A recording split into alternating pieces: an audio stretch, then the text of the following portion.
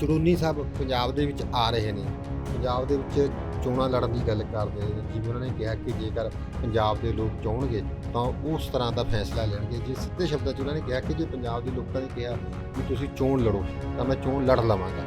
ਉਹ ਇਹ ਗੱਲ ਸਪਸ਼ਟ ਤੌਰ 'ਤੇ ਇਸ਼ਾਰਾ ਜਿਹੜੇ ਕਰ ਗਏ। ਜਦਕਿ ਪੰਜਾਬ ਦੀਆਂ ਜਿਹੜੀਆਂ ਜਥੇਬੰਦੀਆਂ ਉਹ ਕਹਿੰਦੇ ਨੇ ਵੀ ਪੰਜਾਬ ਦੇ ਵਿੱਚ ਚੋਣਾਂ ਜਿਹੜੀਆਂ ਸਾਨੂੰ ਨਹੀਂ ਲੜਨੀਆਂ ਚਾਹੀਦੀਆਂ, ਉਹ ਚੋਣਾਂ ਲੜਨ ਤੋਂ ਇਨਕਾਰ ਕਰ ਰਹੇ ਨੇ। ਇਹ ਤਾਂ ਚੋਣਾਂ ਤੋਂ 2 ਮਹੀਨੇ ਪਹਿਲਾਂ ਵੀ ਉਹ ਐਲਾਨ ਕਰ ਸਕਦੇ ਸੀ, ਥੋੜਾ ਰੋਕ ਕੇ ਵੀ ਫੈਸਲਾ ਲੈ ਸਕਦੇ ਸੀ। ਕਿਤੇ ਨਾ ਕਿਤੇ ਇਹ ਮੰਨਿਆ ਜਾ ਰਿਹਾ ਹੈ ਕਿ ਇਹ ਸਾਜ਼ਿਸ਼ ਦੇ ਤਹਿਤ ਵੀ ਹੋ ਸਕਦਾ ਹੈ, ਕਿਸਾਨੀ ਅੰਦੋਲਨ ਨੂੰ ਢਾਹ ਲਾਉਣ ਲਈ ਵੀ ਹੋ ਸਕਦਾ ਹੈ। ਨਹੀਂ, ਬਿਲਕੁਲ ਉਹ ਜਿਹੜੇ ਆਗੂ ਨੇ ਉਹ ਤਾਂ ਇਹੀ ਗੱਲ ਕਹਿ ਰਹੇ ਨੇ, ਕਿਉਂਕਿ ਇਹ ਹਰਿਆਣਾ ਦੇ ਵਿੱਚ ਦੇਖੋ ਤੁਸੀਂ ਦੋ ਗੱਲਾਂ, ਇਹ ਜਿਹੜੀ ਇਹਨਾਂ ਦੀ ਗੱਲਬਾਤ ਆ ਜਾਂ ਜਿਹੜੇ ਨੇ ਦੋਸ਼ ਆ ਉਹ ਯੂਪੀ ਨੂੰ ਟਾਰਗੇਟ ਕਰਦੇ ਨੇ। ਯੂਪੀ ਦੇ ਜਿਹੜੇ ਰਕੇਸ਼ ਟਕੈਤ ਜੀ ਆ, ਉਹਨਾਂ ਨੇ ਜੇ ਆਪਾਂ ਇਹ ਗੱਲ ਕਹਿ ਵੀ 26 ਜਨਵਰੀ ਤੋਂ ਬਾਅਦ ਉਹਨਾਂ ਨੇ ਅੰਦੋਲਨ ਨੂੰ ਬਚਾਇਆ, ਅੰਦੋਲਨ ਨੂੰ ਜਿੰਦਾ ਰੱਖਿਆ। ਜੇ ਜਦ ਕਿ 26 ਜਨਵਰੀ ਤੋਂ ਬਾਅਦ ਜਿਹੜੀ ਘਟਨਾ ਵਾਪਰੀ ਆ ਤਾਂ ਉਦੋਂ ਇਹ ਗੱਲ ਹੋਈ ਸੀਗੀ ਕਿ ਕਿਸਾਨ ਅੰਦੋਲਨ ਹੁਣ ਲਿਓ ਉਤਰ ਸਕਦਾ ਹੈ, ਪਰ ਰਕੇਸ਼ ਟਕੈਤ ਨੇ ਉਸ ਅੰਦੋਲਨ ਨੂੰ ਉੱਥੇ ਬਚਾ ਕੇ ਰੱਖਿਆ ਤੇ ਦੁਬਾਰਾ ਸਿਖਰ ਵੱਲ ਨੂੰ ਲੈ ਕੇ ਗਏ। ਜਿਹੜੇ ਪੰਜਾਬ ਦੇ ਮੁੱਖ ਮੰਤਰੀ ਆ ਕੈਪਟਨ ਅਮਰਿੰਦਰ ਸਿੰਘ, ਉਹਨਾਂ ਨੇ ਸਿੱਧਾ ਕਿਹਾ ਹੋਇਆ ਕਿ ਮੈਂ ਉਹਨਾਂ ਦੇ ਨਾਲ ਕੋਈ ਗੱਲਬਾਤ ਨਹੀਂ ਕਰਾਂਗਾ। ਤੇ ਨਾਲ ਦੀ ਨਾਲ ਜਿਹੜੇ ਬ੍ਰਹਮ ਮਹਿੰਦਰਾ ਜੀ ਆ, ਸਥਾਨਕ ਸਰਕਾਰਾਂ ਵਿਭਾਗ ਦੇ ਮੰਤਰੀ ਆ, ਉਹਨਾਂ ਨੇ ਵੀ ਸਪਸ਼ਟ ਤੌਰ ਤੇ ਕਹਿ ਦਿੱਤਾ ਕਿ ਜਦੋਂ ਤੱਕ ਨਵਜੋਤ ਸਿੱਧੂ ਆਪਣੇ ਮੁੱਖ ਮੰਤਰੀ ਦੇ ਨਾਲ ਜਿਹੜੇ ਗਿਲੇ ਸ਼ਿਕਵੇ ਆ ਉਹ ਦੂਰ ਨਹੀਂ ਕਰਦੇ, ਉਦੋਂ ਤੱਕ ਉਹ ਨਿੱਜੀ ਮੁਲਾਕਾਤ ਨਹੀਂ ਕਰਨਗੇ। ਤੇ ਤੀਜੀ ਗੱਲ ਇਹ ਹੈ ਕਿ ਚੰਡੀਗੜ੍ਹ ਦੇ ਵਿੱਚ ਧਾਰਾ 144 ਵੀ ਲੱਗੀ ਹੋਈ ਆ। ਔਰ ਇਹ ਚੇਤਾਵਨੀ ਪੱਤਰ ਦਾ ਅਸਰ ਕਹਿ ਲਓ ਜਾਂ ਡਰ ਕਹਿ ਲਓ, ਜਿਸ ਤਰੀਕੇ ਦੇ ਨਾਲ ਕਿਸਾਨੀ ਸੰਘਰਸ਼ ਦੀ ਖੇਤੀ ਕਾਨੂੰਨ ਰੱਦ ਕਰੋ ਦੀ ਆਵਾਜ਼ ਜਿਹੜੀ ਹੈ ਸੰਸਦਾਂ ਦੇ ਵਿੱਚ ਦੋਵਾਂ ਸਦਨਾਂ 'ਚ ਗੂੰਜ ਰਹੀ ਹੈ। ਦੇਖੋ ਬਿਲਕੁਲ ਕਮਲ ਤੁਸੀਂ ਠੀਕ ਕਹਿ ਰਹੇ ਨੇ ਕਿ 70 ਸਾਲਾਂ ਦੇ ਬਾਅਦ ਪਹਿਲੀ ਵਾਰੀ ਹੈ ਕਿ ਕਿਸਾਨਾਂ ਨੇ ਉਹਨਾਂ ਨੂੰ ਐਲਾਨ ਕੀਤਾ ਹੈ ਕਿ ਅਸੀਂ ਤੁਹਾਡਾ ਘਰਾਓ ਕਰਾਂਗੇ ਜੇਕਰ ਤੁਸੀਂ ਨਹੀਂ ਮਿਲੋ। ਇਹ ਬਿਲਕੁਲ ਹੋਣਾ ਚਾਹੀਦਾ। ਮੈਂ ਇਹ ਗੱਲ ਕਹਿੰਦਾ ਕਿ ਪੰਜਾਬ ਦੇ ਜਿਹੜੇ ਲੋਕ ਨੇ ਉਹਨਾਂ ਨੂੰ ਵੀ ਇਹ ਗੱਲ ਕਹਿਣੀ ਚਾਹੀਦੀ ਹੈ ਕਿ ਜੇਕਰ ਤੁਸੀਂ ਸਾਡੇ ਮੁੱਦਿਆਂ ਤੇ ਨਹੀਂ ਬੋਲਦੇ, ਕਿਉਂਕਿ ਲੋਕਾਂ ਨੇ ਚੁਣ ਕੇ ਭੇਜਿਆ ਉਹਨਾਂ ਨੂੰ, ਵਿਧਾਨ ਸਭਾ ਦੇ ਵਿੱਚ MLA ਬਣਾ ਕੇ ਭੇਜਿਆ, ਲੋਕ ਸਭਾ ਦੇ ਵਿੱਚ ਲੋਕ ਸਭਾ ਦੇ ਮੈਂਬਰ ਬਣਾ ਕੇ ਭੇਜਿਆ। ਉਹ ਕਿਉਂ ਭੇਜਿਆ? ਉਹ ਲੋਕਾਂ ਦੇ ਮਸਲਿਆਂ ਨੂੰ ਹੱਲ ਕਰਨ ਵਾਸਤੇ ਭੇਜਿਆ। ਸਤਿ ਸ਼੍ਰੀ ਅਕਾਲ, ਪੰਜਾਬ ਸਟਾਰ TV ਵੇਖ ਰਹੇ ਸਾਰੇ ਦਰਸ਼ਕਾਂ ਦਾ ਸਵਾਗਤ ਹੈ। ਮੈਂ ਹਾਂ ਕਮਲਰੀਤ ਕੌਰ, ਲੈ ਕੇ ਹਾਜ਼ਰ ਹਾਂ ਪ੍ਰੋਗਰਾਮ ਸਪੈਸ਼ਲ ਰਿਪੋਰਟ ਦੇ ਵਿੱਚ ਅੱਜ ਬੇਹੱਦ ਅਹਿਮ ਮੁੱਦੇ ਦੇ ਉੱਤੇ ਅਸੀਂ ਵਿਚਾਰ ਚਰਚਾ ਕਰਨੀ ਹੈ, ਜਿਸ ਦੇ ਵਿੱਚ ਸਭ ਤੋਂ ਪਹਿਲਾਂ ਗੱਲਬਾਤ ਕਰਾਂਗੇ ਕਿਸਾਨ ਆਗੂ ਗੁਰਨਾਮ ਸਿੰਘ ਚੜੂੰਨੀ ਦੇ ਬਾਰੇ। ਗੁਰਨਾਮ ਸਿੰਘ ਚੜੂੰਨੀ ਨੇ ਲੰਘੇ ਕੁਝ ਦਿਨ ਪਹਿਲਾਂ ਇੱਕ ਬਿਆਨ ਦਿੱਤਾ ਸੀ ਕਿ ਪੰਜਾਬ ਦੀ ਸਿਆਸਤ ਦੇ ਵਿੱਚ ਜਿਹੜੀ ਜ਼ੋਰ ਅਜਮਾਇਸ਼ ਹੈ ਉਹ ਕਰਨੀ ਚਾਹੀਦੀ ਹੈ, ਜਿਸ ਤੋਂ ਬਾਅਦ ਸੰਯੁਕਤ ਕਿਸਾਨ ਮੋਰਚਾ ਨੇ ਉਹਨਾਂ ਨੂੰ 7 ਦਿਨਾਂ ਦੇ ਲਈ ਸਸਪੈਂਡ ਕੀਤਾ।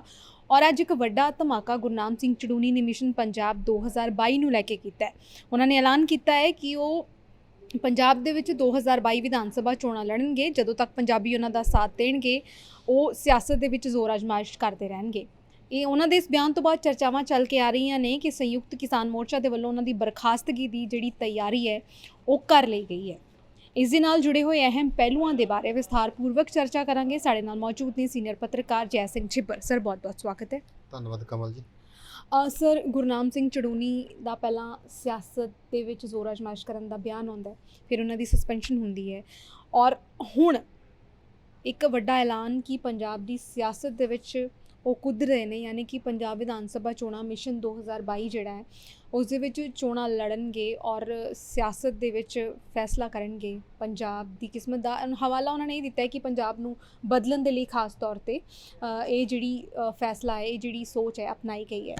ਔਰ ਉਸ ਤੋਂ ਬਾਅਦ ਚਰਚਾਵਾਂ ਨਿਕਲ ਕੇ ਆ ਰਹੀਆਂ ਨੇ ਕਿ ਕਿਸਾਨੀ ਅੰਦੋਲਨ 'ਚ ਉਹਨਾਂ ਦੀ ਜਿਹੜੀ ਬਰਖਾਸਤਗੀ ਆ ਉਹ ਹੋ ਸਕਦੀ ਹੈ। ਕਿਵੇਂ ਵੇਖ ਰਹੇ ਹੋ ਸਿਆਸਤ ਦੇ ਵਿੱਚ ਆਉਣ ਨੂੰ ਔਰ ਬਰਖਾਸਤਗੀ ਕਿਸਾਨ ਮੋਰਚੇ 'ਚ ਹੋਣ? ਦੇਖੋ ਕਮਲ ਜੀ, ਗੱਲ ਇਹ ਆ ਕਿ ਜਿਹੜੀ ਤੁਹਾਡਾ ਦੂਸਰਾ ਸਵਾਲ ਆ ਕਿ ਉਹਨਾਂ ਦੀ ਜਿਹੜੀ ਬਰਖਾਸਤੀ ਹੈ ਉਹ ਇਸ ਸਮੇਂ ਆਪਣੇ ਜਿਹੜੇ ਸੰਯੁਕਤ ਕਿਸਾਨ ਮੋਰਚਾ ਹੈ ਉਹ ਆਗੂਆਂ ਤੋਂ ਮੁਅੱਤਲ ਚੱਲਦੇ ਨੇ। ਅੱਜ ਉਹਨਾਂ ਦਾ ਲਾਸਟ ਦਿਨ ਆ। ਜਿਸ ਮੰਤਵ ਨੂੰ ਲੈ ਕੇ, ਜਿਸ ਉਦੇਸ਼ ਨੂੰ ਲੈ ਕੇ ਸੰਯੁਕਤ ਕਿਸਾਨ ਮੋਰਚਾ ਦੇ ਆਗੂਆਂ ਨੇ ਗੁਰਨਾਮ ਸਿੰਘ ਚੜੂੰਨੀ ਨੂੰ ਸਸਪੈਂਡ ਕੀਤਾ, ਉਹ ਉਹੀ ਗਤੀਵਿਧੀਆਂ, ਉਹੀ ਐਕਟੀਵੇਸ਼ਨ ਜਿਹੜੀਆਂ ਹੈਗੀਆਂ ਉਹ ਉਸ ਤਰ੍ਹਾਂ ਹੀ ਕਰ ਰਹੇ ਨੇ, ਨਿਰੰਤਰ ਰੱਖੀਆਂ ਹੋਈਆਂ ਨੇ ਆਪਣੀ ਐਕਟੀਵਿਟੀ। ਚਾਹੀਦਾ ਤਾਂ ਇਹ ਸੀਗਾ ਕਿ ਉਹ ਆਪਣੀ ਮੁਅੱਤਲੀ ਤੋਂ ਬਾਅਦ ਚੁੱਪ ਬੈਠਦੇ, ਪਰ ਜਿਉਂ-ਜਿਉਂ ਉਹ ਮਤਲਬ ਹਫ਼ਤਾ ਭਰ ਉਹਨਾਂ ਨੇ ਜਿਹੜੀਆਂ ਆਪਣੀਆਂ ਮੀਟਿੰਗਾਂ ਦਾ ਦੌਰ ਆ ਜਾਂ ਬਿਆਨਬਾਜ਼ੀ ਆ ਉਹਨਾਂ ਨੂੰ ਨਿਰੰਤਰ ਜਾਰੀ ਰੱਖਿਆ। ਜਦੋਂ ਕਿ ਕਿਸਾਨ ਮੋਰਚਾ ਦੇ ਜਿਹੜੇ ਆਗੂ ਸੀਗੇ ਉਹਨਾਂ ਨੇ ਇਹ ਕਿਹਾ ਸੀਗਾ ਕਿ ਤੁਸੀਂ ਹਫ਼ਤਾ ਭਰ ਕੋਈ ਮੀਡੀਆ 'ਚ ਬਿਆਨ ਨਹੀਂ ਦੇਣਾ, ਕੋਈ ਗਤੀਵਿਧੀ ਨਹੀਂ ਕਰਨੀ, ਕੋਈ ਤੁਸੀਂ ਕਿਸੇ ਮੰਚ ਤੇ ਜਾ ਕੇ ਕੋਈ ਜਾਣਕਾਰੀ ਸ਼ੇਅਰ ਨਹੀਂ ਕਰਾਂਗੇ। ਹੁਣ ਇਸ ਤੋਂ ਇਹ ਗੱਲ ਸਪਸ਼ਟ ਹੋ ਗਈ, ਜਿਵੇਂ ਕਿ ਅੱਜ ਉਹਨਾਂ ਨੇ ਇਹ ਗੱਲ ਕਹੀ ਹੈ ਕਿ ਜਿਹੜੀਆਂ ਬਿਨਾਂ ਰਾਜ ਤੋਂ ਤੁਸੀਂ ਕੋਈ ਸਮੱਸਿਆਵਾਂ ਦਾ ਹੱਲ ਆ ਜਿਹੜਾ ਨਹੀਂ ਕੀਤਾ ਜਾਂਦਾ। ਸਿੱਧੇ ਸ਼ਬਦਾਂ ਦੇ ਵਿੱਚ ਉਹਨਾਂ ਨੇ ਪੰਜਾਬ ਦੇ ਲੋਕਾਂ ਨੂੰ ਇਹ ਸੱਦਾ ਦਿੱਤਾ ਕਿ ਤੁਹਾਨੂੰ 2022 ਦੀਆਂ ਚੋਣਾਂ ਲੜਨੀਆਂ ਚਾਹੀਦੀਆਂ। ਉਹਨਾਂ ਨੇ ਮਿਸ਼ਨ 2022 ਦੀ ਗੱਲ ਕੀਤੀ ਹੈ। ਉਹ ਪਹਿਲਾਂ ਵੀ ਹਰਿਆਣੇ ਦੇ ਵਿੱਚ ਚੋਣਾਂ ਲੜ ਚੁੱਕੇ ਨੇ, ਪਰ ਉੱਥੇ ਜਿਹੜੀ ਜਨਤਾ ਨੇ ਕਹਿ ਲਓ, ਲੋਕਾਂ ਨੇ ਕਹਿ ਲਓ, ਕਿਸਾਨਾਂ ਨੇ ਕਹਿ ਲਓ, ਉਹਨਾਂ ਨੂੰ ਸੱਤਾ ਦੀ ਪ੍ਰਾਪਤੀ ਨਹੀਂ ਹੋ ਸਕੀ। ਹੁਣ ਉਹ ਜਿਵੇਂ ਪੰਜਾਬ ਦੇ ਵਿੱਚ ਵੱਡਾ ਮਾਹੌਲ ਆ ਜਿਹੜਾ ਬਣਿਆ ਹੋਇਆ, ਸਮੇਂ-ਸਮੇਂ ਤੋਂ ਅਸੀਂ ਦੇਖਦੇ ਆ ਰਹੇ ਹਾਂ ਕਿ ਜਿਹੜੇ ਆਗੂ ਤੇ ਉਹ ਹਮੇਸ਼ਾ ਇਹ ਗੱਲ ਕਹਿੰਦੇ ਰਹੇ ਆ ਕਿ ਪੰਜਾਬ ਨੂੰ ਦੇ ਲੋਕਾਂ ਨੂੰ ਜਿਹੜੀਆਂ ਰਵਾਇਤੀ ਪਾਰਟੀਆਂ ਉਹਨਾਂ ਤੋਂ ਛੁਟਕਾਰਾ ਚਾਹੀਦਾ। ਇਹ ਆਪਾਂ ਸਮੇਂ-ਸਮੇਂ ਤੋਂ ਕਹਿੰਦੇ ਰਹੇ, ਸਾਰੇ ਲੋਕ ਕਹਿੰਦੇ ਆ ਕਿ ਇਹਨਾਂ ਤੋਂ ਛੁਟਕਾਰਾ ਮਿਲਣਾ ਚਾਹੀਦਾ। ਪਰ ਹੋ ਕਿਆ ਰਿਹਾ ਕਿ ਇਹ ਸਿਰਫ ਦਾਅਵੇ, ਵਾਅਦੇ, ਬਿਆਨਬਾਜ਼ੀ ਤੱਕ ਸੀਮਿਤ ਆ। ਵੀ ਪੰਜਾਬ ਦੇ ਲੋਕਾਂ ਨੂੰ ਉਹ ਜਿਹੜੀ ਗੁਰਬਤ ਆ ਜਾਂ ਜਿਹੜਾ ਰਵਾਇਤੀ ਪਾਰਟੀਆਂ ਦੀਆਂ ਜਿਹੜਾ ਉੱਤਰ ਘਾਟੋਂ ਮੈਂ ਚੜ੍ਹਾਂ ਵਾਲੀ ਜਿਹੜੀਆਂ ਖੇਡ ਖੇਡੀਆਂ ਜਾ ਰਹੀਆਂ, ਉਹ ਤੋਂ ਛੁਟਕਾਰਾ ਨਹੀਂ ਮਿਲ ਰਿਹਾ। ਹੁੰਦਾ ਕਿ ਇਹ ਕਿ ਸਾਰੀਆਂ ਧਿਰਾਂ ਜਿਹੜੀਆਂ ਇੱਕ ਮੰਚ ਤੇ ਇਕੱਠੇ ਹੋਣ ਦੀ ਬਜਾਏ, ਨਿਸ਼ਾਨਾ ਭਾਵੇਂ ਉਹਨਾਂ ਦਾ ਇੱਕ ਹੋ ਸਕਦਾ, ਮੰਜ਼ਿਲ ਉਹਨਾਂ ਦੀ ਇੱਕ ਹੋ ਸਕਦੀ ਆ, ਪਰ ਕਿਤੇ ਨਾ ਕਿਤੇ ਉਹਨਾਂ ਦੀ ਆਪਣੀ ਜਿਹੜੀ ਆਗੂਆਂ ਦੀ ਇਗੋ ਪ੍ਰੋਬਲਮ ਆ, ਆਪਣੀਆਂ ਜਿਹੜੀਆਂ ਉਹਨਾਂ ਦੀਆਂ ਧਾਰਨਾਵਾਂ ਨੇ, ਆਪਣੇ ਮੰਤਵ ਨੇ, ਜਾਂ ਆਪਣਾ ਕੋਈ ਸਟੈਂਡ ਹੋ ਸਕਦਾ, ਉਹਨੂੰ ਲੈ ਕੇ ਹਮੇਸ਼ਾ ਉਹ ਵੱਖ ਰਿਹਾ। ਕਦੇ ਵੀ ਜਿਹੜੇ ਵਿਰੋਧੀ ਲੋਕ ਆ ਜਾਣੀ ਕਿ ਸਰਕਾਰਾਂ ਤੋਂ ਵਿਰੋਧੀ ਨੇ, ਉਹ ਕਦੇ ਵੀ ਇਕੱਠੇ ਨਹੀਂ ਹੋ ਸਕਦੇ। ਮੈਂ ਇਹ ਗੱਲ ਕਹਿੰਦਾ ਰਿਹਾ ਕਿ ਪੰਜਾਬ ਦੇ ਵਿੱਚ ਹਮੇਸ਼ਾ ਤੀਜੀ ਧਿਰ ਦੀ ਜਿਹੜੀ ਸਪੇਸ ਆ ਉਹ ਬਰਕਰਾਰ ਰਹੀ ਆ। ਪਿਛਲੀਆਂ ਚੋਣਾਂ ਦੇ ਵਿੱਚ ਜਿਹੜੀ ਆਮ ਆਦਮੀ ਪਾਰਟੀ ਆ, ਉਹਨੇ ਆ ਕੇ ਆਪਣਾ ਇੱਕ ਚੰਗਾ ਜਿਹੜਾ ਨਾਮ ਬਣਾਇਆ ਸੀਗਾ, ਸਟੈਂਡ ਕਾਇਮ ਕੀਤਾ ਸੀਗਾ, ਪਰ ਲਾਸਟ ਮੂਮੈਂਟ ਪਰ ਆ ਕੇ ਜਿਵੇਂ ਦਾ ਮਾਹੌਲ ਰਿਹਾ ਤੇ ਉਹ ਫਿਰ ਆ ਜਾਣੀ ਕਿ ਪੰਜਾਬ ਦਾ ਜਿਹੜਾ ਸੱਤਾ ਪਰਿਵਰਤਨ ਦਾ ਉਹ ਹੁੰਦਾ ਰਹਿ ਗਿਆ। ਹੁਣ ਸੇਮ ਗੱਲ ਇਹਦੇ ਵਿੱਚ ਵੀ ਇਹੀ ਆ ਰਹੀ ਹੈ ਕਿ ਜਿਵੇਂ ਚੜੂਨੀ ਸਾਹਿਬ ਪੰਜਾਬ ਦੇ ਵਿੱਚ ਆ ਰਹੇ ਨੇ, ਪੰਜਾਬ ਦੇ ਵਿੱਚ ਚੋਣਾਂ ਲੜਨ ਦੀ ਗੱਲ ਕਰਦੇ ਨੇ, ਜਿਵੇਂ ਉਹਨਾਂ ਨੇ ਕਿਹਾ ਕਿ ਜੇਕਰ ਪੰਜਾਬ ਦੇ ਲੋਕ ਚਾਹਣਗੇ ਤਾਂ ਉਸ ਤਰ੍ਹਾਂ ਦਾ ਫੈਸਲਾ ਲੈਣਗੇ। ਜੇ ਸਿੱਧੇ ਸ਼ਬਦਾਂ 'ਚ ਉਹਨਾਂ ਨੇ ਕਿਹਾ ਕਿ ਜੇ ਪੰਜਾਬ ਦੇ ਲੋਕਾਂ ਨੇ ਕਿਹਾ ਵੀ ਤੁਸੀਂ ਚੋਣ ਲੜੋ ਤਾਂ ਮੈਂ ਚੋਣ ਲੜ ਲਵਾਂਗਾ, ਉਹ ਇਹ ਗੱਲ ਸਪਸ਼ਟ ਤੌਰ 'ਤੇ ਅੱਜ ਇਸ਼ਾਰਾ ਜਿਹੜੇ ਕਰ ਗਏ। ਜਦ ਕਿ ਪੰਜਾਬ ਦੀਆਂ ਜਿਹੜੀਆਂ ਜਥੇਬੰਦੀਆਂ ਉਹ ਕਹਿੰਦੇ ਨੇ ਵੀ ਪੰਜਾਬ ਦੇ ਵਿੱਚ ਚੋਣਾਂ ਜਿਹੜੀਆਂ ਸਾਨੂੰ ਨਹੀਂ ਲੜਨੀਆਂ ਚਾਹੀਦੀਆਂ, ਉਹ ਚੋਣਾਂ ਲੜਨ ਤੋਂ ਇਨਕਾਰ ਕਰ ਰਹੇ ਨੇ। ਇਹ ਹਰਿਆਣੇ ਤੋਂ ਆ ਕੇ ਪੰਜਾਬ ਦੇ ਵਿੱਚ ਦਖਲਅੰਦਾਜ਼ੀ ਕਰ ਰਹੇ ਨੇ, ਜਿਸ ਕਰਕੇ ਜਿਹੜੀਆਂ ਪੰਜਾਬ ਦੀਆਂ ਜਥੇਬੰਦੀਆਂ ਉਹਨਾਂ ਨੂੰ ਇਹ ਗੱਲ ਗਵਾਰਾ ਨਹੀਂ ਹੋ ਰਹੀ।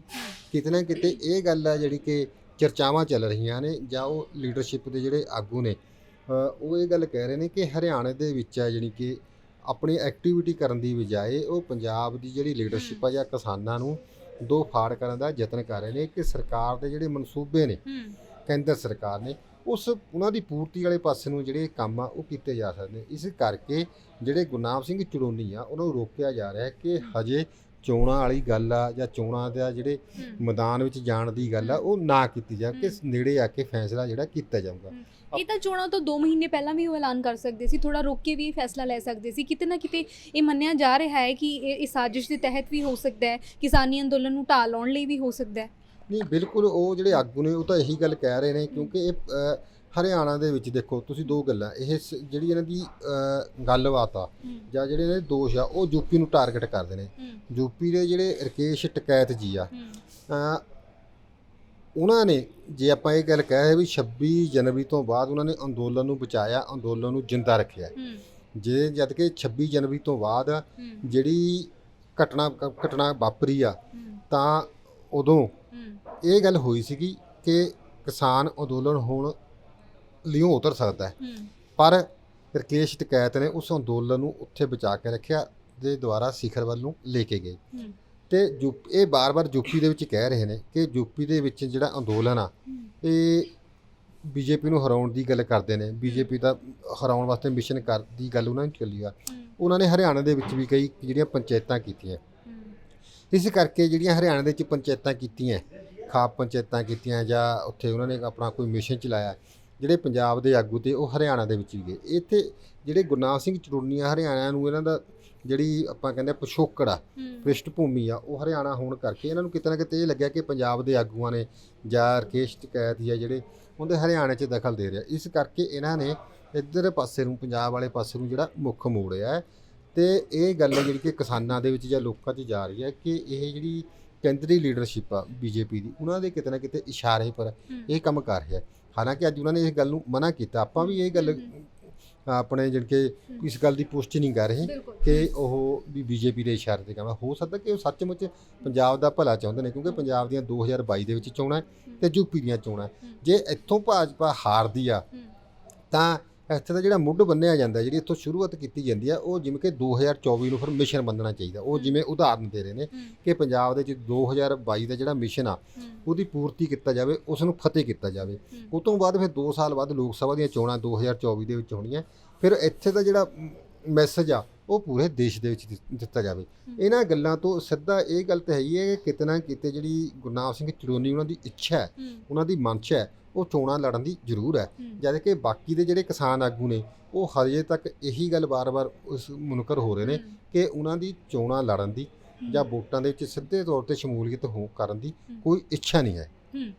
ਸਰ, ਲੋਕ ਸਭਾ ਦੇ ਮੌਨਸੂਨ, ਸੰਸਦ ਦੇ ਮੌਨਸੂਨ, ਰਾਜ ਸਭਾ ਤੇ ਲੋਕ ਸਭਾ ਦੇ ਜਿਹੜੇ ਮੌਨਸੂਨ ਇਜਲਾਸ ਹੈ ਉਹ ਸ਼ੁਰੂ ਹੋ ਚੁੱਕੇ 19 ਜੁਲਾਈ ਤੋਂ, ਔਰ ਪਹਿਲੇ ਦਿਨ ਤੋਂ ਹੀ ਜਿਹੜੀਆਂ ਵਿਰੋਧੀ ਧਿਰਾਂ ਨੇ ਮੌਨਸੂਨ ਇਜਲਾਸ ਦੇ ਵਿੱਚ ਭਾਰੂ ਰਹੀਆਂ ਨੇ।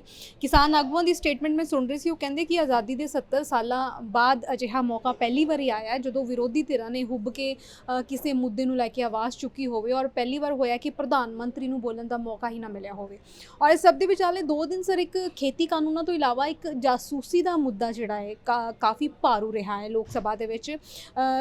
ਜਿਹੜੇ ਦੋਸ਼ ਨੇ ਭਾਜਪਾ ਸਰਕਾਰ ਤੇ ਜਾਸੂਸੀ ਕਰਨ ਦੇ ਲੱਗਦੇ ਰਹੇ ਨੇ, ਇਸ ਦੇ ਬਾਰੇ ਵਿਸਥਾਰ ਨਾਲ ਜਾਣਨਾ ਚਾਹਾਂਗੇ ਕਿ ਇਹ ਕੀ ਮੁੱਦਾ। ਦੇਖੋ ਕਮਲ ਜੀ, ਗੱਲ ਇਹ ਹੈ ਕਿ ਜਿੰਨੇ ਵੀ ਸਰਕਾਰਾਂ ਹੁੰਦੀਆਂ ਨੇ, ਚਾਹੇ ਉਹ ਕੇਂਦਰ ਸਰਕਾਰ ਆ ਚਾਹੇ ਸੂਬੇ ਦੀਆਂ ਸਰਕਾਰਾਂ, ਇਹਨਾਂ ਪਰ ਅਕਸਰ ਜਾਣੀ ਕਿ ਇਹ ਦੋਸ਼ ਲੱਗਦੇ ਰਹੇ ਨੇ ਕਿ ਇਹ ਆਪਣੇ ਜਿਹੜੇ ਰਾਸ਼ਟਰੀ ਵਿਰੋਧੀ ਨੇ ਉਹਨਾਂ ਦੀ ਫੋਨ ਟਾਈਪਿੰਗ ਕਰਦੇ ਨੇ। ਹੁਣ ਜਿਹੜੀ ਕਿ ਏਜੰਸੀ ਆ ਇਹਦੇ ਵੱਲੋਂ ਇਹ ਗੱਲ ਨਿਕਲ ਕੇ ਸਾਹਮਣੇ ਆਈ ਕਿ ਪੂਰੇ ਦੇਸ਼ ਦੀਆਂ ਜਿਹੜੀਆਂ ਸਰਕਾਰਾਂ ਨੇ, ਵਿਸ਼ਵ ਦੀਆਂ ਹੋਰ ਵੀ ਸਰਕਾਰਾਂ ਨੇ, ਉਹਨਾਂ ਨੂੰ ਇਹ ਆਪਣਾ ਸੌਫਟਵੇਅਰ ਹੈ ਜਿਹੜਾ ਉਹ ਦੇ ਰਹੀਆਂ।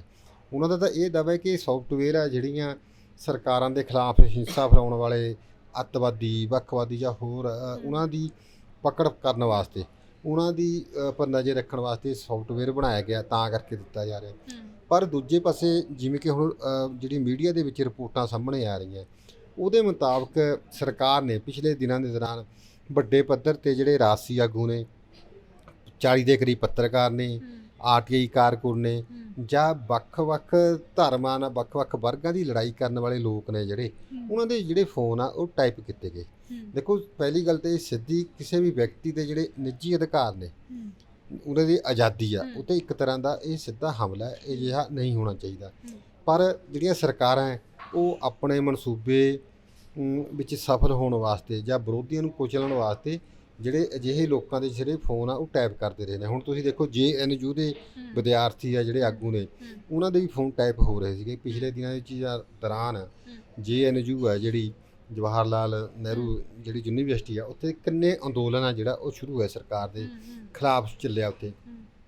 ਇੱਦਾਂ ਹੀ ਜਿਹੜਾ ਸ਼ਾਹੀਨ ਬਾਗ ਦਾ ਅੰਦੋਲਨ ਚੱਲਿਆ, ਹੋਰ ਕਈ ਅੰਦੋਲਨ ਆ ਜਿਹੜੇ ਚੱਲੇ ਉੱਥੇ। ਜਿਹੜੇ ਆਗੂ ਤੇ ਜਾਂ ਜਿਹੜੇ ਭਾਰਤ ਦੇ ਹੋਰ ਹਿੱਸਿਆਂ ਦੇ ਵਿੱਚ ਜਿੰਨੇ ਅੰਦੋਲਨ ਚੱਲਦੇ ਨੇ, ਉਹਨਾਂ ਦੇ ਆਗੂ ਤੇ ਉਹਨਾਂ ਦੀ ਜਾਣੀ ਕਿ ਪੈਰ ਨੱਪਦੀ ਰਹੀ ਆ। ਉਹਨਾਂ ਦੀ ਜਿਹੜੀ ਫੋਨ ਦੀ ਟਾਈਪਿੰਗ ਆ ਇਹ ਸਰਕਾਰ ਨੇ ਕੀਤੀ ਆ, ਪੱਤਰਕਾਰਾਂ ਦੇ ਵੀ ਕੀਤਾ। ਉਹਨੂੰ ਲੈ ਕੇ ਇੱਕ ਵੱਡਾ ਅੰਦੋਲਨ ਆ ਜਿਹੜਾ ਉਹ ਚੱਲ ਰਿਹਾ, ਸ਼ੁਰੂ ਹੋ ਗਿਆ, ਜਿਸ ਕਰਕੇ ਜਿਹੜੇ ਸਮੁੱਚੀ ਵਿਰੋਧੀ ਧਿਰ ਆ ਉਹਨਾਂ ਨੇ ਲੋਕ ਸਭਾ ਦੇ ਵਿੱਚ ਇਹ ਜਿਹੜਾ ਰੱਦ ਕੀਤਾ, ਉੱਥੇ ਬੋਲਣ ਨਹੀਂ ਦਿੱਤਾ ਪ੍ਰਧਾਨ ਮੰਤਰੀ ਨੂੰ ਜਾਂ ਸਪੀਕਰ ਨੂੰ। ਉੱਥੇ ਜਿਹੜੀ ਕਾਰਵਾਈ ਆ ਉਹ ਸਸਪੈਂਡ ਕਰਨੀ ਪੈ ਗਈ।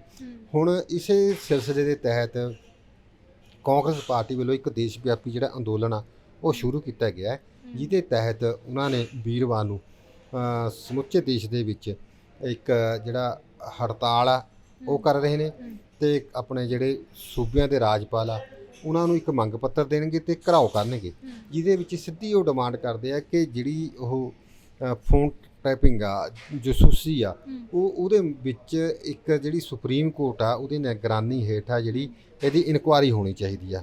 ਤੇ ਦੂਜੀ ਨਾਲ ਦੀ ਨਾਲ ਆ ਵੀ ਜਿਹੜੇ ਕੇਂਦਰੀ ਗ੍ਰਹਿ ਮੰਤਰੀ ਨੇ ਮਿਸਟਰ ਅਮਿਤ ਸ਼ਾਹ ਜੀ, ਵੀ ਉਹਨਾਂ ਦਾ ਜਿਹੜਾ ਅਸਤੀਫਾ ਉਹ ਵੀ ਜਿਹੜਾ ਦੇਣਾ ਚਾਹੀਦਾ, ਜਿਸ ਕਰਕੇ ਇਹ ਉਹਨਾਂ ਨੇ ਆਪਣਾ ਜਿਹੜਾ ਅੰਦੋਲਨ ਆ ਉਹ ਸ਼ੁਰੂ ਕੀਤਾ ਹੈ। ਉਸੇ ਸਿਲਸਿਲੇ ਦੇ ਤਹਿਤ ਹੁਣ ਕੱਲ੍ਹ ਨੂੰ ਜਿਹੜੀ ਇੱਥੇ ਆ ਪੰਜਾਬ ਕਾਂਗਰਸ ਆ ਜਿਹੜੀ ਉਹ ਵੀ ਕੀਤੀ ਆਪਣਾ ਅੰਦੋਲਨ ਸ਼ੁਰੂ ਕੀ ਇੱਕ ਕਰਕੇ ਉਦੋਂ ਅੰਦੋਲਨ ਜਿਹੜਾ ਸ਼ੁਰੂ ਕਰ ਰਹੇ ਆ ਪੰਜਾਬ ਦੇ ਵਿੱਚ ਇਹ ਕਰਨਾ ਪੈ ਰਿਹਾ ਪ੍ਰੋਟੈਸਟ ਜਦੋਂ ਹਲੇ ਜਿਹੜੇ ਨਵ ਨਿਯੁਕਤ ਪ੍ਰਧਾਨ ਆ ਨਵਜੋਤ ਸਿੱਧੂ ਜੀ ਉਹਨਾਂ ਨੇ ਹਲੇ ਕਾਂਗਰਸ ਦੇ ਪ੍ਰਧਾਨ ਦਾ ਬਕਾਇਦਾ ਵਿਧੀਵਤ ਤੌਰ 'ਤੇ ਰਸਮੀ ਤੌਰ 'ਤੇ ਹਲੇ ਚਾਰਜ ਵੀ ਨਹੀਂ ਲਿਆ ਹੈਗਾ। ਉਹਨਾਂ ਨੂੰ ਪਹਿਲਾਂ ਹੀ ਉਹਨਾਂ ਦੀ ਜਿਹੜੀ ਪਰਖ ਦੀ ਘੜੀ ਆ ਗਈ। ਪੰਜਾਬ ਦੇ ਵਿੱਚੋਂ ਕਿੰਨੇ ਕੁ ਆਗੂ ਆਉਂਦੇ ਨੇ, ਕਿੰਨੇ ਕੁ ਨੇਤਾ ਆਉਂਦੇ ਨੇ ਜਾਂ ਕਿੰਨੇ ਕੁ ਵਰਕਰ ਆਉਂਦੇ ਨੇ ਉਹਨੂੰ ਸਮਰਥਨ ਦੇਣ, ਇਹ ਇੱਕ ਹੁਣ ਦੇਖਣ ਵਾਲੀ ਗੱਲ ਹੋਵੇਗੀ। ਕਿਉਂਕਿ ਉਦੋਂ ਇਹ ਉੱਧਰ 'ਤੇ ਆ ਗਿਆ ਜਦੋਂ ਜਿਹੜੇ ਪੰਜਾਬ ਦੇ ਮੁੱਖ ਮੰਤਰੀ ਆ ਕੈਪਟਨ ਅਮਰਿੰਦਰ ਸਿੰਘ ਉਹਨਾਂ ਨੇ ਸਿੱਧਾ ਕਿਹਾ ਹੋਇਆ ਕਿ ਮੈਂ ਉਹਨਾਂ ਦੇ ਨਾਲ ਕੋਈ ਗੱਲਬਾਤ ਨਹੀਂ ਕਰਾਂਗਾ। ਅਤੇ ਨਾਲ ਦੀ ਨਾਲ ਜਿਹੜੇ ਬ੍ਰਹਮ ਮਹਿੰਦਰਾ ਜੀ ਆ ਸਥਾਨਕ ਸਰਕਾਰਾਂ ਵਿਭਾਗ ਦੇ ਮੰਤਰੀ ਆ ਉਹਨਾਂ ਨੇ ਵੀ ਸਪਸ਼ਟ ਤੌਰ 'ਤੇ ਕਹਿ ਦਿੱਤਾ ਕਿ ਜਦੋਂ ਤੱਕ ਨਵਜੋਤ ਸਿੱਧੂ ਆਪਣੇ ਮੁੱਖ ਮੰਤਰੀ ਦੇ ਨਾਲ ਜਿਹੜੇ ਗਿਲੇ ਸ਼ਿਕਵੇ ਆ ਉਹ ਦੂਰ ਨਹੀਂ ਕਰਦੇ ਉਦੋਂ ਤੱਕ ਉਹ ਨਿੱਜੀ ਮੁਲਾਕਾਤ ਨਹੀਂ ਕਰਨਗੇ। ਅਤੇ ਤੀਜੀ ਗੱਲ ਇਹ ਹੈ ਕਿ ਚੰਡੀਗੜ੍ਹ ਦੇ ਵਿੱਚ ਧਾਰਾ 144 ਵੀ ਲੱਗੀ ਹੋਈ ਆ। ਚੰਡੀਗੜ੍ਹ ਪ੍ਰਸ਼ਾਸਨ ਵੈਸੇ ਨਹੀਂ ਕਿਸੇ ਨੂੰ ਧਰਨੇ ਪ੍ਰਦਰਸ਼ਨ ਪ੍ਰੋਟੈਸਟ ਕਰਨ ਦਿੰਦਾ। ਹੁਣ ਇਹਨਾਂ ਨੂੰ ਸਿਰਫ ਚੰਡੀਗੜ੍ਹ ਦੇ ਵਿੱਚ ਇੱਕ 25 ਸੈਕਟਰ ਆ ਜਿੱਥੇ ਲੋਕ ਇਕੱਠੇ ਹੋ ਸਕਦੇ ਨੇ। ਅਤੇ ਹੁਣ ਜਿਹੜੀ ਕਿ ਪਹਿਲਾ ਹੀ ਜਿਹੜਾ ਪੰਗਾ ਹਲੇ ਪ੍ਰਧਾਨ ਦਾ ਚਾਰਜ ਲੈਣ ਤੋਂ ਬਾਅਦ ਪਹਿਲਾ ਪੰਗਾ ਜਾਣੀ ਕਿ ਪਹਿਲੀ ਪ੍ਰੀਖਿਆ ਜਿਹੜੀ ਉਹਦੇ ਵਿੱਚ ਨਵਜੋਤ ਸਿੱਧੂ ਦੇ ਸਿਰ 'ਤੇ ਆਣ ਕੇ ਖੜੀ ਹੋ ਗਈ। ਹੁਣ ਉਹ ਕੱਲ੍ਹ ਨੂੰ 25 ਤੋਂ ਲੀਡ ਕਰਕੇ ਕਿ ਕਿੱਥੋਂ ਲੀਡ ਕਰਦੇ ਆ ਉਹ ਰਾਜਪਾਲ ਦੇ ਘਰਾਓ ਵਾਲੇ ਪਾਸੇ ਨੂੰ ਵੱਧਦੇ ਆ। ਹੁਣ ਪੁਲਿਸ ਦਾ ਜਾਂ ਚੰਡੀਗੜ੍ਹ ਪ੍ਰਸ਼ਾਸਨ ਦਾ ਕਿੱਦਾਂ ਦਾ ਐਟੀਟਿਊਡ ਰਹੂਗਾ ਕਿ ਪਾਣੀ ਦੀਆਂ ਵਿਛਾੜਾਂ ਛੱਡਦੇ ਆ ਕਿ ਨਹੀਂ ਛੱਡਦੇ। ਹੁਣ ਤੱਕ ਤਾਂ ਉਹਨਾਂ ਨੇ ਟੀਵੀ ਦੀ ਜਾਂ ਦੂਜੀ ਸਾਫ ਸੁਥਰੀ ਆਪਣੀ ਪ੍ਰੈਸ ਕਾਨਫਰੰਸਾਂ ਕੀਤੀਆਂ। ਹੁਣ ਉਹਨਾਂ ਨੂੰ ਪ੍ਰੈਸ ਕਾਨਫਰੰਸ ਕਰਨ ਦੇ ਵੀ ਹੁਕਮ ਹੋਇਆ ਕਿਉਂਕਿ ਹਾਲੇ ਤੱਕ ਉਹ ਮੀਡੀਆ ਤੋਂ ਦੂਰ ਰਹੇ ਨੇ। ਇਹਨਾਂ ਸਾਰੀਆਂ ਗੱਲਾਂ ਦੇ ਵਿੱਚ ਉੱਥੇ ਪਾਣੀ ਦੀ ਵਿਛਾੜਾਂ ਪੈਂਦੀਆਂ ਕਿ ਨਹੀਂ ਪੈਂਦੀਆਂ, ਕਿੱਥੇ ਤੱਕ ਧਰਨਾ ਦੇ ਜਾਂਦੇ ਆ। ਇਹ ਇੱਕ ਕੱਲ੍ਹ ਦਾ ਜਿਹੜਾ ਦਿਨ ਆ ਉਹ ਇੱਕ ਤਰ੍ਹਾਂ ਦਾ ਬਹੁਤ ਹੀ ਵੱਖਰਾ ਜਿਹਾ ਹੋਵੇਗਾ ਵੀ ਉਹਨਾਂ ਨੂੰ ਮੁੱਖ ਮੰਤਰੀ ਸਾਹਿਬ ਵੱਲੋਂ ਜਾਂ ਹੋਰ ਲੀਡਰਸ਼ਿਪ ਵੱਲੋਂ ਕਿੰਨਾ ਕੁ ਸਹਿਯੋਗ ਮਿਲਦਾ, ਕਿੰਨੇ ਕੁ ਆਗੂ ਆਉਂਦੇ ਨੇ। ਅਤੇ ਇਹ ਸਾਰੀਆਂ ਗੱਲਾਂ ਦੇ ਵਿਚਕਾਰ ਆ ਕੇ ਕਿਤੇ ਨਾ ਕਿਤੇ ਫਿਰ ਜਾ ਕੇ ਇਹੀ ਆ ਕਿ ਜਿਹੜੀ ਕੇਂਦਰ ਸਰਕਾਰ ਆ ਉਹ ਜਿਹੜਾ ਆਪਣਾ ਐਟੀਟਿਊਡ ਆ ਉਹ ਚੇਂਜ ਨਹੀਂ ਕਰ ਰਹੀ ਹੈਗੀ। ਦੇਸ਼ ਦੇ ਵਿੱਚ ਇਹ ਗੱਲ ਜਾ ਰਹੀ ਆ ਕਿ ਸਰਕਾਰ ਆ ਜਿਹੜੀ ਉਹ ਬੀਜੇਪੀ ਦੀ ਨਹੀਂ ਹੈਗੀ, ਸਿਰਫ 2 ਆਗੂਆਂ ਦੀ ਆ, 2 ਮੈਂਬਰਾਂ ਦੀ ਇੱਕ ਸਰਕਾਰ ਬਣ ਕੇ ਰਹੇਗੀ, 2 ਮੈਂਬਰਾਂ ਦੀ ਪਾਰਟੀ ਬਣ ਕੇ ਰਹੇਗੀ। ਇਸ ਕਰਕੇ ਪ੍ਰਧਾਨ ਮੰਤਰੀ ਦਾ ਵੀ ਇਹ ਫਰਜ਼ ਬਣਦਾ ਕਿ ਸਾਰੇ ਮੈਂਬਰਾਂ ਨੂੰ ਜਾਂ ਸੰਸਦ ਦੇ ਜਿਹੜੇ ਹੋਰ ਮੈਂਬਰ ਨੇ ਪਾਰਟੀ ਦੇ ਆਗੂ ਨੇ ਉਹਨਾਂ ਨੂੰ ਨਾਲ ਲੈ ਕੇ ਚੱਲਣ। ਇਸ ਕਰਕੇ ਹੁਣ ਜਿੱਥੇ ਅੱਜ ਜਸੂਸੀ ਕਾਂਡ ਨੂੰ ਲੈ ਕੇ ਸੰਸਦ ਦੇ ਵਿੱਚ ਵਾਰ-ਵਾਰ ਜਿਹੜੀ ਕਾਰਵਾਈ ਠੱਪ ਕੀਤੀ ਜਾ ਰਹੀ ਆ, ਉੱਥੇ ਕਿਸਾਨਾਂ ਵੱਲੋਂ ਇੱਕ ਜਿਹੜਾ ਜਨਤਕ ਵਿਪਾ ਉਹ ਜਾਰੀ ਕਰ ਦਿੱਤਾ ਗਿਆ। ਉਹਦੇ ਤਹਿਤ ਜਿਹੜੀਆਂ ਸਾਰੀਆਂ ਰਾਜਨੀਤਿਕ ਵਿਰੋਧੀ ਪਾਰਟੀਆਂ ਆਪਣੀ ਬੀਜੇਪੀ ਸਰਕਾਰ ਦੀਆਂ ਉਹਨਾਂ ਨੇ ਵਿਪਾ ਜਿਹੜੇ ਉਹ ਜਾਰੀ ਕੀਤਾ ਹੈ ਕਿ ਉਹ ਜੇਕਰ ਕੋਈ ਪਾਰਟੀ ਜਾਂ ਦਾ ਸੰਸਦ ਮੈਂਬਰ ਉਹ ਵਾਰ-ਵਾਰ ਵਾਕਆਊਟ ਕਰਕੇ ਬਾਹਰ ਆਉਂਦਾ ਹੈ, ਅੰਦਰ ਉਹਨਾਂ ਦੀ ਗੱਲ ਨਹੀਂ ਕਰਦੇ, ਤਾਂ ਉਹ ਬਾਹਰ ਨੂੰ ਲੋਕਾਂ ਦੇ ਵਿੱਚ ਜਾ ਕੇ ਜਦੋਂ ਉਹ ਆਉਣਗੇ ਤਾਂ ਕਿਸਾਨ ਉਹਨਾਂ ਦਾ ਘਿਰਾਓ ਕਰਨਗੇ। ਇਸ ਕਰਕੇ ਹੁਣ ਜਿਹੜੇ ਸੰਸਦ ਮੈਂਬਰ ਆ ਉਹਨਾਂ ਦੀ ਮਜਬੂਰੀ ਬਣ ਗਈ ਕਿ ਉਹ ਸੰਸਦ ਦੇ ਅੰਦਰ ਬੈਠਣ, ਉਹ ਬੋਲਣ। ਅਤੇ ਉਸ ਕੜੀ ਦੇ ਤਹਿਤ ਹੀ ਹੁਣ ਜਿਹੜੇ ਸੰਸਦ ਮੈਂਬਰ ਨੇ ਸਰਕਾਰ ਦੇ ਵਿਰੋਧੀ ਉਹ ਵਾਰ-ਵਾਰ ਉੱਥੇ ਸੰਸਦ ਮੈਂਬਰ ਵਿੱਚ ਰੌਲਾ ਪਾਉਂਦੇ ਨੇ ਤਾਂ ਕਿ ਉਹਨਾਂ ਦੀ ਹਾਜ਼ਰੀ ਆ ਜਿਹੜੀ ਲੋਕਾਂ ਵਿੱਚ ਲੱਗ ਸਕੇ ਅਤੇ ਕਿਸਾਨਾਂ ਨੂੰ ਪਤਾ ਲੱਗ ਸਕੇ ਕਿ ਹਾਂ ਉਹ ਉਹਨਾਂ ਦੀ ਆਵਾਜ਼ ਨੂੰ ਅੰਦਰ ਉੱਥੇ ਸੁਚੱਜੇ ਢੰਗ ਨਾਲ ਚੁੱਕ ਰਹੇ ਨੇ। ਮੈਨੂੰ ਐਂ ਲੱਗਦਾ ਹੈ ਕਿ ਜਿਹੜੇ ਚੇਤਾਵਨੀ ਪੱਤਰ ਕਿਸਾਨ ਆਗੂਆਂ ਵੱਲੋਂ ਦਿੱਤੇ ਗਏ ਨੇ ਉਸ ਦਾ ਅਸਰ ਹੈ, ਕਿਉਂਕਿ ਇਸ ਤੋਂ ਪਹਿਲਾਂ ਕਿਸਾਨ ਆਗੂਆਂ ਨੇ ਖੁਦ ਕਿਹਾ ਕਿ 70 ਸਾਲਾਂ 'ਚ ਅਜਿਹਾ ਮੌਕਾ ਬਹੁਤ ਘੱਟ ਆਇਆ ਜਾਂ ਪਹਿਲੀ ਵਾਰ ਹੀ ਆਇਆ ਜਦੋਂ ਇੰਨੇ ਵੱਡੇ ਪੱਧਰ 'ਤੇ ਕਿਸੇ ਮੁੱਦੇ 'ਤੇ ਸਾਰੀਆਂ ਵਿਰੋਧੀ ਧਿਰਾਂ ਇਕੱਠੀਆਂ ਹੋ ਕੇ ਆਵਾਜ਼ ਬੁਲੰਦ ਕਰ ਰਹੀਆਂ ਹੋਣ। ਔਰ ਇਹ ਚੇਤਾਵਨੀ ਪੱਤਰ ਦਾ ਅਸਰ ਕਹਿ ਲਓ ਜਾਂ ਡਰ ਕਹਿ ਲਓ, ਜਿਸ ਤਰੀਕੇ ਦੇ ਨਾਲ ਕਿਸਾਨੀ ਸੰਘਰਸ਼ ਦੀ, ਖੇਤੀ ਕਾਨੂੰਨ ਰੱਦ ਕਰੋ ਦੀ ਆਵਾਜ਼ ਜਿਹੜੀ ਹੈ ਸੰਸਦਾਂ ਦੇ ਵਿੱਚ ਦੋਵਾਂ ਸਦਨਾਂ 'ਚ ਗੂੰਜ ਰਹੀ ਹੈ। ਦੇਖੋ ਬਿਲਕੁਲ ਕਮਲ ਤੁਸੀਂ ਠੀਕ ਕਹਿ ਰਹੇ ਨੇ ਕਿ 70 ਸਾਲਾਂ ਦੇ ਬਾਅਦ ਪਹਿਲੀ ਵਾਰੀ ਹੈ ਕਿ ਕਿਸਾਨਾਂ ਨੇ ਉਹਨਾਂ ਨੂੰ ਐਲਾਨ ਕੀਤਾ ਹੈ ਕਿ ਅਸੀਂ ਤੁਹਾਡਾ ਘਿਰਾਓ ਕਰਾਂਗੇ ਜੇਕਰ ਤੁਸੀਂ ਨਹੀਂ ਮਿਲੋ। ਇਹ ਬਿਲਕੁਲ ਹੋਣਾ ਚਾਹੀਦਾ। ਮੈਂ ਇਹ ਗੱਲ ਕਹਿੰਦਾ ਕਿ ਪੰਜਾਬ ਦੇ ਜਿਹੜੇ ਲੋਕ ਨੇ ਉਹਨਾਂ ਨੂੰ ਵੀ ਇਹ ਗੱਲ ਕਹਿਣੀ ਚਾਹੀਦੀ ਹੈ ਕਿ ਜੇਕਰ ਤੁਸੀਂ ਸਾਡੇ ਮੁੱਦਿਆਂ 'ਤੇ ਨਹੀਂ ਬੋਲਦੇ, ਕਿਉਂਕਿ ਲੋਕਾਂ ਨੇ ਚੁਣ ਕੇ ਭੇਜਿਆ ਉਹਨਾਂ ਨੂੰ, ਵਿਧਾਨ ਸਭਾ ਦੇ ਵਿੱਚ MLA ਬਣਾ ਕੇ ਭੇਜਿਆ, ਲੋਕ ਸਭਾ ਦੇ ਵਿੱਚ ਲੋਕ ਸਭਾ ਦੇ ਮੈਂਬਰ ਬਣਾ ਕੇ ਭੇਜਿਆ। ਉਹ ਕਿਉਂ ਭੇਜਿਆ? ਉਹ ਲੋਕਾਂ ਦੇ ਮਸਲਿਆਂ ਨੂੰ ਹੱਲ ਕਰਨ ਵਾਸਤੇ ਭੇਜਿਆ। ਹੁਣ ਸਮੁੱਚਾ ਪੰਜਾਬ ਦੇ ਲੋਕ, ਸਮੁੱਚੇ ਜਿਹੜੇ ਦੇਸ਼ ਦੇ ਲੋਕ ਉਹ ਤਾਂ ਸੰਸਦ ਵਿੱਚ ਜਾ ਨਹੀਂ ਨਾ ਸਕਦੇ। ਉਹ ਆਪਣਾ ਇੱਕ ਪ੍ਰਤੀਨਿਧੀ ਜਿਹੜਾ ਇੱਕ ਨੁਮਾਇੰਦਾ ਹੀ ਭੇਜਦੇ ਆ, ਜਿਹੜਾ ਉਹਨਾਂ ਨੂੰ ਚੰਗਾ ਨੁਮਾਇੰਦਾ ਲੱਗਿਆ ਉਹਨਾਂ ਨੇ ਚੁਣਿਆ ਅਤੇ ਉੱਥੇ ਭੇਜਿਆ। ਉਹ ਇਸ ਕਰਕੇ ਜਿਹੜੇ ਲੋਕ ਨੇ ਉਹਨਾਂ ਨੂੰ ਇਹ ਗੱਲ ਜਿਹੜੀ ਸਵਾਲ ਆ ਜਿਹੜੇ ਚੁੱਕਣੇ ਚਾਹੀਦੇ ਆ ਕਿ ਜੇਕਰ ਤੁਹਾਡੇ ਨੁਮਾਇੰਦੇ ਸੰਸਦ ਵਿੱਚ ਜਾਂ ਵਿਧਾਨ ਸਭਾ ਵਿੱਚ ਤੁਹਾਡੀ ਗੱਲ ਨਹੀਂ ਕਰਨਗੇ, ਅਸੀਂ ਤੁਹਾਡਾ ਘਿਰਾਓ ਕਰਾਂਗੇ, ਅਸੀਂ ਤੁਹਾਨੂੰ ਘੇਰਾਂਗੇ। ਹੁਣ ਤੁਸੀਂ ਦੇਖੋ ਮਹਿੰਗਾਈ ਆ ਜਿਹੜੀ ਕਿੰਨੀ ਵੱਧ ਗਈ, ਲੋਕ ਖੜੇ ਨਹੀਂ ਹੋ ਰਹੇ। ਲੋਕ ਖੜੇ ਹੋਣਗੇ, ਉਹਨਾਂ ਨੂੰ ਪੁੱਛਣ ਕਿ ਅੱਜ ਤੋਂ 4-5 ਸਾਲ ਪਹਿਲਾਂ ਜਾਂ 2014 ਦੀ ਗੱਲ ਕਰੀਏ ਆਪਾਂ, ਉਹ ਤੋਂ ਪਹਿਲਾਂ ਦੀ ਗੱਲ ਕਰੀਏ ਤਾਂ ਜਦੋਂ ਮਹਿੰਗਾਈ ਜਿਹੜੀ ਪੈਟਰੋਲ ਆ ਜਿਹੜਾ 60-70 ਰੁਪਏ ਹੈਗਾ 67 ਰੁਪਏ ਸੀਗਾ 70 ਰੁਪਏ ਸੀਗਾ, ਜਾਂ ਜਿਹੜਾ ਸਿਲੰਡਰ ਆ 382 ਰੁਪਏ ਸੀਗਾ, ਉਦੋਂ ਜਿਹੜੇ ਆਗੂ ਸੀਗੇ ਉਹ ਸਿਰ ਪਰ ਸਿਲੰਡਰ ਚੱਕ ਕੇ ਸਬਜ਼ੀਆਂ ਦੇ ਵੱਖ-ਵੱਖ ਤੇ ਜਿਹੜੀਆਂ ਸਬਜ਼ੀਆਂ ਉਹਨਾਂ ਦੇ ਹਾਰ ਬਣਾ ਕੇ ਗਲਾਂ ਦੇ ਵਿੱਚ ਪਾ ਕੇ ਸੜਕਾਂ ਪੁੱਟਦੇ ਦੇ ਵਿਰੋਧ ਕਰਦੇ ਸੀਗੇ। ਅੱਜ ਜਦੋਂ ਤੇਲ ਦੀਆਂ ਜਿਹੜੀਆਂ ਕੱਚੇ ਤੇਲ ਦੀਆਂ ਕੀਮਤਾਂ ਉਹ ਜਿਹੜੀਆਂ ਬਹੁਤ ਘੱਟ ਰਹਿ ਗਈਆਂ ਅੰਤਰਰਾਸ਼ਟਰੀ ਪੱਧਰ ਤੇ ਫਿਰ ਵੀ ਜਿਹੜਾ ਤੇਲ ਆ ਉਹ 97 ਰੁਪਏ ਪ੍ਰਤੀ ਲੀਟਰ ਆ ਜਿਹੜਾ, ਜਾਂ 100 ਰੁਪਏ ਪ੍ਰਤੀ ਲੀਟਰ ਦੇ ਹਿਸਾਬ ਨਾਲ ਪੈਟਰੋਲ ਮਿਲ ਰਿਹਾ। ਠੀਕ ਆ, ਜਦ ਕਿ ਜਿਹੜਾ ਕੱਚੇ ਤੇਲ ਦੀਆਂ ਕੀਮਤਾਂ ਉਹ ਡਾਊਨ ਨੇ। ਜਦ ਉਹ ਬੀਜੇਪੀ ਦੇ ਆਗੂ ਘਰਾਓ ਕਰਦੇ ਤੇ ਸੜਕਾਂ 'ਤੇ ਉਤਰ ਰਹੇ ਤੇ ਪੈਟਰੋਲ ਡੀਜ਼ਲ ਦੀਆਂ ਕੀਮਤਾਂ ਖਿਲਾਫ, ਉਦੋਂ ਕੱਚੇ ਤੇਲ ਦੀਆਂ ਕੀਮਤਾਂ ਵੱਧ ਸੀਗੀਆਂ, ਰੇਟ ਜਿਹੜਾ ਘੱਟ ਸੀਗਾ। ਸਰਕਾਰ ਨੇ ਆਪਣੀ ਟੈਕਸ ਆ ਜਿਹੜੇ ਕਈ ਤਰ੍ਹਾਂ ਦੇ ਲਾਏ ਹੋਏ ਨੇ, ਜਿਹਦੇ ਕਰਕੇ ਜਿਹੜੀਆਂ ਪੈਟਰੋਲ ਤੇ ਡੀਜ਼ਲ ਦੀਆਂ ਕੀਮਤਾਂ ਉਹ ਲਗਾਤਾਰ ਵੱਧਦੀਆਂ ਜਾ ਰਹੀਆਂ। ਕਿਤੇ ਨਾ ਕਿਤੇ ਸੂਬੇ ਦੇ ਵਿੱਚ, ਦੇਸ਼ ਦੇ ਵਿੱਚ ਜਿਹੜੀ ਮਹਿੰਗਾਈ ਆ ਉਹ ਵੱਧਦੀ ਜਾ ਰਹੀ ਆ। ਇਹਨਾਂ ਗੱਲਾਂ ਕਰਕੇ ਹੁਣ ਪੰਜਾਬ ਦੇ ਲੋਕਾਂ ਨੂੰ, ਦੇਸ਼ ਦੇ ਲੋਕਾਂ ਨੂੰ ਕਿਸਾਨਾਂ ਤੋਂ ਅਕਲ ਆ ਜਿਹੜੀ ਲੈ ਲੈਣੀ ਚਾਹੀਦੀ ਆ। ਜਿਵੇਂ ਕਿਸਾਨਾਂ ਨੇ ਇੱਕ ਰਾਹ ਦਸੇਰਾ ਬਣਿਆ, ਕਿਸਾਨਾਂ ਨੇ ਲੋਕਾਂ ਨੂੰ ਇੱਕ ਨਵੀਂ ਚੇਤਨਾ ਦਿੱਤੀ ਆ, ਕਿਸਾਨਾਂ ਨੇ ਇੱਕ ਲੋਕਾਂ ਨੂੰ ਰਸਤਾ ਦਿਖਾਇਆ, ਮਾਰਗਦਰਸ਼ਨ ਕਰ ਰਹੇ ਨੇ, ਉਵੇਂ ਪੰਜਾਬ ਦੇ ਲੋਕਾਂ ਨੂੰ, ਦੇਸ਼ ਦੇ ਲੋਕਾਂ ਨੂੰ ਖੜਾ ਹੋਣਾ ਚਾਹੀਦਾ ਹੈ। ਮਹਿੰਗਾਈ ਦੇ ਖਿਲਾਫ, ਭ੍ਰਿਸ਼ਟਾਚਾਰ ਦੇ ਖਿਲਾਫ, ਜਿਹੜੀਆਂ ਸਿਸਟਮ ਆ ਵਿਗੜਿਆ ਹੋਇਆ ਉਹਦੇ ਖਿਲਾਫ ਖੜੇ ਹੋਣਾ ਚਾਹੀਦਾ ਕਿ ਜੇਕਰ ਤੁਸੀਂ ਇਹਨਾਂ ਸਮੱਸਿਆਵਾਂ ਦਾ ਹੱਲ ਨਹੀਂ ਕਰਨਗੇ ਅਸੀਂ ਤੁਹਾਡਾ ਘਰਾਓ ਕਰਨਗੇ। ਕਿਉਂਕਿ ਲੀਡਰ ਨੇ, ਜਿਹੜੀਆਂ ਸਿਆਸੀ ਪਾਰਟੀਆਂ ਜਾਂ ਲੀਡਰ ਆ, ਉਹਨਾਂ ਨੇ ਲੋਕਾਂ ਦੇ ਮੁਤਾਬਕ ਚੱਲਣਾ ਹੁੰਦਾ। ਲੋਕ ਆ ਜਿਹੜੇ ਉਹਨਾਂ ਨੂੰ ਬਣਾਉਂਦੇ ਨੇ ਤੇ ਲੋਕ ਉਹਨਾਂ ਨੂੰ ਉਤਾਰਦੇ ਨੇ। ਲੋਕੇ ਕਹਿੰਦੇ ਹੁੰਦੇ ਵੀ ਅਸਮਾਨ ਚੜਾਉਂਦੇ ਨੇ, ਲੋਕ ਥੱਲੇ ਜਿਹੜੇ ਉਹਨਾਂ ਨੂੰ ਡੇਗਦੇ ਨੇ। ਇਸ ਕਰਕੇ ਜਦੋਂ ਲੋਕ ਜਾਗਣਗੇ, ਲੋਕ ਖੜੇ ਹੋਣਗੇ ਤਾਂ ਆਪਣੇ ਆਪ ਸਿਆਸੀ ਲੀਡਰ ਆ ਜਿਹੜੇ ਜਾਗ ਜਾਣਗੇ। ਕਿਤੇ ਨਾ ਕਿਤੇ ਜਿਹੜੀ ਕਮਜ਼ੋਰੀ ਆ ਉਹ ਦੇਸ਼ ਦੇ ਲੋਕਾਂ ਦੇ ਵਿੱਚ ਆ। ਉਹ ਆਪਣੀਆਂ ਸਮੱਸਿਆਵਾਂ ਨੂੰ ਲੈ ਕੇ, ਆਪਣੀਆਂ ਮੰਗਾਂ ਨੂੰ ਲੈ ਕੇ ਇੰਨੇ ਚੇਤਨ ਨਹੀਂ, ਇੰਨੇ ਗੰਭੀਰ ਨਹੀਂ ਜਿੰਨਾ ਉਹਨਾਂ ਨੂੰ ਹੋਣਾ ਚਾਹੀਦਾ। ਸਰ, ਜਾਂਦੇ ਜਾਂਦੇ ਮੈਂ ਇੱਕ ਹੋਰ ਮੁੱਦੇ ਤੇ ਗੱਲਬਾਤ ਕਰਨਾ ਚਾਹਾਂਗੀ ਕਿ ਲੋਕ ਸਭਾ ਦੇ ਵਿੱਚ, ਰਾਜ ਸਭਾ ਦੇ ਵਿੱਚ ਜਿੱਥੇ ਖੇਤੀ ਕਾਨੂੰਨਾਂ ਦਾ ਭਾਰੀ ਵਿਰੋਧ ਹੋ ਰਿਹਾ, ਵਿਰੋਧੀ ਧਿਰਾਂ ਵੱਲੋਂ ਸਿਰਫ ਖੇਤੀ ਕਾਨੂੰਨਾਂ ਦੀ ਗੱਲਬਾਤ ਕੀਤੀ ਜਾ ਰਹੀ ਹੈ, ਬਲਕਿ ਜਿਹੜੇ ਭਾਸ਼ਣ ਨੇ ਉਹ ਵੀ ਨਹੀਂ ਦੇਣ ਦਿੱਤੇ ਜਾ ਰਹੇ। ਈਵਨ ਕਿ ਪ੍ਰਧਾਨ ਮੰਤਰੀ ਤੱਕ ਜਿਹੜੇ ਨੇ ਆਪਣੇ ਭਾਸ਼ਣ ਨਹੀਂ ਦੇ ਸਕੇ। ਪਰ ਇਸ ਸਭ ਦੇ ਵਿਚਕਾਰ ਜਿਹੜੇ ਖੇਤੀਬਾੜੀ ਮੰਤਰੀ ਨਰਿੰਦਰ ਸਿੰਘ ਤੋਮਰ ਦੀ ਭੂਮਿਕਾ ਸਾਹਮਣੇ ਆਈ ਹੈ, ਉਹ ਬੇਹੱਦ ਹੈਰਾਨ ਕਰਨ ਵਾਲੀ ਤਾਂ ਨਹੀਂ ਕਹਿ ਸਕਦੇ, ਕਿਉਂਕਿ ਲਗਾਤਾਰ ਇਸ ਚੀਜ਼ ਨੂੰ ਵਰਬਲੀ ਕਹਿੰਦੇ ਰਹੇ ਨੇ ਕਿ ਖੇਤੀ ਕਾਨੂੰਨ ਜਿਹੜੇ ਨੇ ਰੱਦ ਨਹੀਂ ਹੋ ਸਕਦੇ, ਅਸੀਂ ਹਰੇਕ ਪ੍ਰਸਤਾਵ ਤੇ ਵਿਚਾਰ ਕਰਨ ਨੂੰ ਤਿਆਰ ਹਾਂ।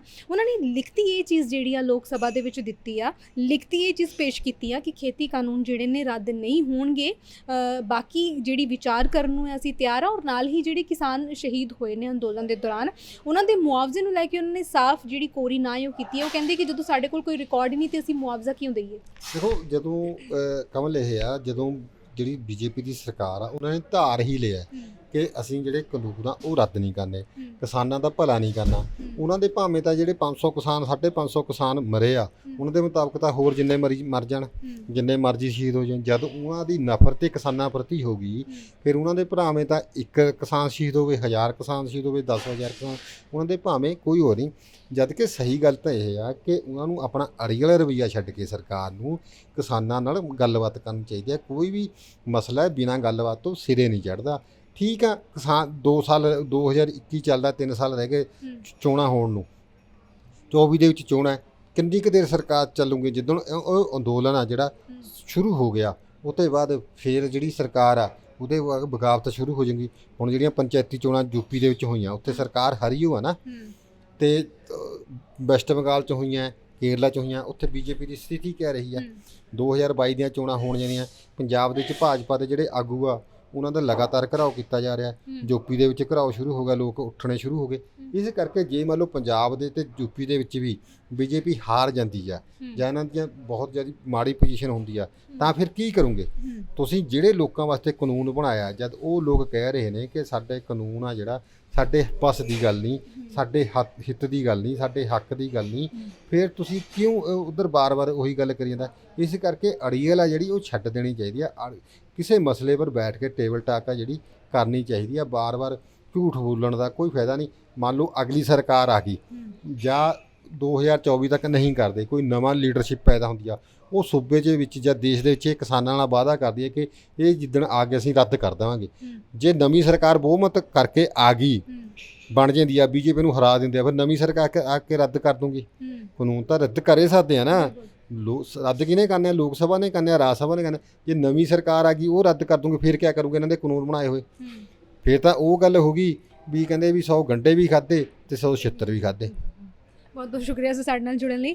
ਇਹ ਸਨ ਸਾਡੇ ਨਾਲ ਸੀਨੀਅਰ ਪੱਤਰਕਾਰ ਜੈ ਸਿੰਘ ਛਿੱਬਰ, ਜਿਨ੍ਹਾਂ ਦੇ ਨਾਲ ਅਸੀਂ ਗੱਲਬਾਤ ਕੀਤੀ ਕਿ ਕਿਸਾਨ ਯੂਨੀਅਨ ਹਰਿਆਣਾ ਦੇ ਆਗੂ ਗੁਰਨਾਮ ਸਿੰਘ ਚੜੂਨੀ ਨੇ ਕਿਸਾਨੀ ਸੰਘਰਸ਼ ਤੋਂ ਪੰਜਾਬ ਵਿਧਾਨ ਸਭਾ ਚੋਣਾਂ 2022 ਦਾ ਜਿਹੜਾ ਸਫ਼ਰ ਹੈ ਉਹ ਤੈਅ ਕਰਨ ਦੀ ਤਿਆਰੀ ਜਿਹੜੀ ਹੈ ਕਰ ਲਈ ਹੈ। ਇੱਕ ਐਲਾਨ ਉਹਨਾਂ ਦੇ ਵੱਲੋਂ ਕਰ ਦਿੱਤਾ ਗਿਆ ਕਿ ਪੰਜਾਬ ਦੀ ਜਨਤਾ 'ਚ ਮੇਰਾ ਸਾਥ ਦੇਵੇਗੀ ਤੇ ਮੈਂ ਜ਼ਰੂਰ ਸਿਆਸਤ ਦੇ ਵਿੱਚ ਜਿਹੜੀ ਜ਼ੋਰ ਅਜਮਾਇਸ਼ ਹੈ ਉਹ ਕਰਾਂਗਾ। ਖਾਸ ਤੌਰ ਤੇ ਮਿਸ਼ਨ ਪੰਜਾਬ 2022 ਦੀਆਂ ਤਿਆਰੀਆਂ ਜਿਹੜੀਆਂ ਇਹ ਮੰਨੀਆਂ ਜਾ ਰਹੀਆਂ ਨੇ ਕਿ ਗੁਰਨਾਮ ਸਿੰਘ ਚੜੂਨੀ ਨੇ ਪੂਰੀਆਂ ਕਰ ਲਈਆਂ ਨੇ ਔਰ ਉਹਨਾਂ ਦੇ ਇਸ ਬਿਆਨ ਦੀ ਵਜ੍ਹਾ ਤੋਂ ਇੱਕ ਹਫ਼ਤੇ ਦੇ ਲਈ ਸਸਪੈਂਡ ਵੀ ਹੋਏ ਨੇ ਔਰ ਜਿਸ ਦਿਨ ਉਹਨਾਂ ਦਾ ਆਖਰੀ ਦਿਨ ਸੀ ਉਸੇ ਦਿਨ ਉਹਨਾਂ ਨੇ ਵੱਡਾ ਜਿਹੜਾ ਐਲਾਨ ਹੈ ਉਹ ਕਰ ਦਿੱਤਾ ਹੈ। ਔਰ ਨਾਲ ਹੀ ਲੋਕ ਸਭਾ ਦੇ ਵਿੱਚ ਜਾਸੂਸੀ ਦਾ ਜਿਹੜਾ ਮੁੱਦਾ ਹੈ ਬੇਹੱਦ ਗੂੰਜਿਆ। ਲੋਕ ਸਭਾ ਤੇ ਰਾਜ ਸਭਾ ਦੇ ਵਿੱਚ ਜਾਸੂਸੀ ਦੇ ਮੁੱਦੇ ਨੂੰ ਲੈ ਕੇ ਭਾਜਪਾ ਸਰਕਾਰ ਦੀ ਘੇਰਾਬੰਦੀ ਵਿਰੋਧੀ ਧਿਰਾਂ ਨੇ ਕੀਤੀ ਹੈ। ਔਰ ਫਿਰ ਹਾਜ਼ਰ ਹੋਵਾਂਗੇ ਸਪੈਸ਼ਲ ਰਿਪੋਰਟ ਦੇ ਅਗਲੇ ਐਪੀਸੋਡ ਦੇ ਵਿੱਚ। ਤੁਸੀਂ ਵੇਖਦੇ ਰਹੋ ਪੰਜਾਬ ਸਟਾਰ ਟੀਵੀ। ਧੰਨਵਾਦ।